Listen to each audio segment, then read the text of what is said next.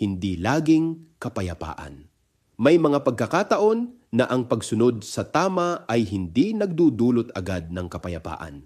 Minsan, nagdudulot ito ng pagtutol, pag-unawa ng kaunti, at maging ng paglayo ng ilang tao sa atin. Sa aklat ni Jeremias, narinig natin ang hinaing ng propeta. Tinutukso siya, kinukutya at inuusig dahil sa kanyang katapatan sa mensaheng ipinagkatiwala ng Diyos. Sa kabila nito, hindi niya tinalikuran ang kanyang tungkulin. Sa sulat naman sa mga taga-Roma, pinaalalahanan tayo ni Pablo na sa binyag ay nakibahagi tayo sa kamatayan at muling pagkabuhay ni Kristo. Ang pananampalataya ay hindi lamang paniniwala, ito ay bagong paraan ng pamumuhay. Sa Ebanghelyo, marahil nakakagulat ang sinabi ni Jesus, "Hindi ako naparito upang magdala ng kapayapaan, kundi tabak." Hindi niya hinihikayat ang karahasan.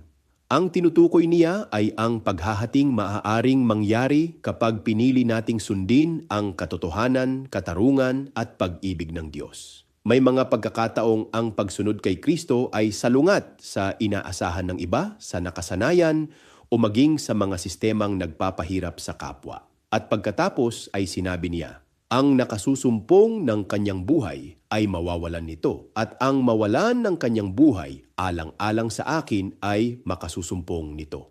Ipinapaalala sa atin ni Jesus na ang tunay na buhay ay hindi nasusukat sa kaginhawahan, popularidad o pag-iingat sa sarili. Natatagpuan ito sa katapatan sa Diyos at sa paglilingkod sa kapwa. Sa panahon ngayon, marami ang natutuksong manahimik upang makaiwas sa gulo.